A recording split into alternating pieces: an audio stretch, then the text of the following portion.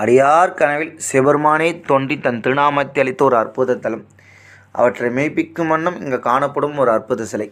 பல வருஷங்களாக பார்த்தோன்னா வழிபாடு இல்லாமல் 30 காடுகளில் இந்த சிவன் நந்தி சிலை இந்த ஊர் சிவனடியார்கள் மீட்டெடுத்து வழிபாடு செஞ்சுன்னு வராங்கங்க. அது பார்த்தோன்னா பழங்காலத்தில் பார்த்தா வெண்குன்ற கோட்டத்தை மழமை வச்சு ஒரு 8 ஊர் இருக்குது. அதில் இந்த ஊரில் ஒரு சிவன் கோயில் இருந்ததாகவும் கல்வெட்டு சொல்லுது. அதாவது பல படையெடுப்புகள் இல்லை வந்தவாசி போரில் சிவனடிகளாக நம்பப்படுது. ஏன்னா இந்த ஊரில் ஒரு பீரங்கி கொண்டு காணப்படுதுங்க.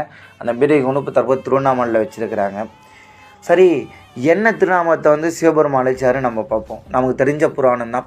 தட்சன் பிரதாபதி பார்த்தோன்னா சந்திர பகவானை சாப்பிட்றாரு. அதனால் கலை இழந்த சந்திர பகவான் பார்த்தோன்னா சிவபெருமான் நோக்கி தவறுகிறாரு.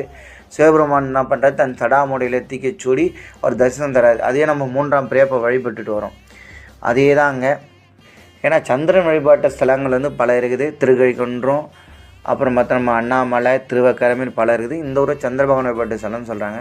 சரி, அது எப்படி சொல்கிறாங்கன்னா, இந்த ஊர் மண்ணிலேருந்து எடுத்து கிடைக்கப்பட்ட ஒரு சந்திர பகவான் சிலை கிடச்சிருக்குங்க. ஒரு 3லேருந்து 4 அடி இருக்கும். அதாவது அந்த அடியாருக்கான மெய்ப்பிக்கும் வண்ணம் இங்கே சந்திர பகவான் சிலை கிடச்சிருக்கு.